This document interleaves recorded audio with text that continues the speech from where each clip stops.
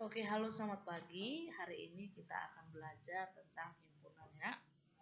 Ya, nih himpunan. Jadi biasanya himpunan ini dipakai untuk apa namanya? Dipakai untuk statistika. Biasanya statistika itu untuk SMA gitu ya, untuk SMA. Nah, ini dia. Oke, sorry ya, ibu pakai dulu ini. Himpunan adalah kumpulan atau benda yang objek yang dapat didefinisikan dengan jelas. Kumpulan atau benda yang dapat didefinisikan dengan jelas. Contoh yang jelas itu kumpulan siswa metodis. Contoh yang jelas itu kumpulan eh, buku matematika kelas 7A gitu ya. Contoh yang jelas itu. Kalau yang nggak jelas contohnya apa? Jumlah rambut Bu Tio. Jumlah rambut Bu Tio itu ya mana tahu kita berapa banyak ya kan. Jumlah bintang-bintang di lautan. Nggak tahu kita berapa banyak. Contoh ini lagi. Kumpulan bunga indah. Ya nggak tahu juga. Menurut saya bunga kertas itu sudah cantik. Kalau menurutnya si Fani, mungkin ini bunga watermelon ini udah cantik. Lebih cantik ini daripada bunga kertas. Beda-beda kan. Beda-beda. Jadi itu dia himpunan itu harus yang jelas ya.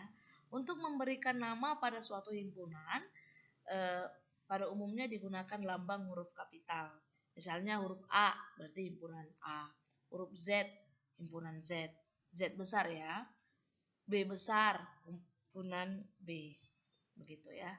Menyatakan suatu himpunan ada 3 cara. Yang pertama dengan kalimat, yang kedua dengan notasi pembentuk himpunan, yang ketiga dengan mendaftarkan anggota-anggotanya.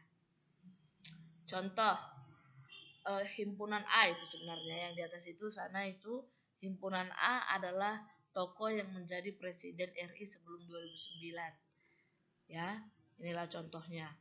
Nah, biasanya himpunan itu dibuat dengan kurung kurawal.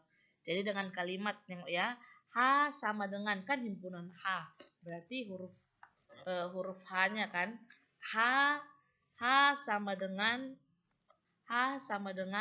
tokoh yang pernah menjadi presiden RI sebelum 2009. Oke. Terus yang berikutnya dengan notasi pembentuk himpunan. Ini caranya. H sama dengan himpunan X, di mana X sama dengan tokoh-tokoh yang menjadi, nanti Bu kasih tahu bagaimana membentuk notasi himpunan ya. Yang ketiga, mendaftarkan anggota-anggotanya. Presiden yang sebelum 2009 itu apa? Berarti himpunan H adalah Soekarno, Soeharto, B.J. Habibie, Abdul Rahman Wahid, Megawati, Susilo, Bambang Yudhoyono. Oke. Himpunan anggota. Setiap benda atau objek yang termasuk dalam himpunan disebut anggota. Dan biasanya lambangnya begini sayang. Elemen ya. Yang enggak anggota dia bentuknya elemen baru disilangin. Elemen itu artinya anggota, elemen ya. Oke, ini adalah himpunan-himpunan bilangan dan lambangnya. Coba kamu lihat. Yang pertama bilangan bulat atau biasanya lambangnya huruf besar B. Bilangan bulat terdiri angka negatif, angka 0 dan angka positif. Contohnya negatif 5 dan. Lihat ini ya. Yang berikutnya himpunan bilangan asli atau dilambangkan dengan A besar. Apa itu, Bu? Nih, bilangan asli positif. Contohnya 1, 2, 3, bilangan asli dari mulai 1 ya, Nak. Positif. Biasanya dia bilangan positif 1 sampai seterusnya. Oke? Nah, bilangan cacah.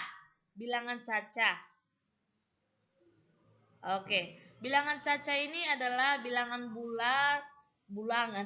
bilangan itu ya.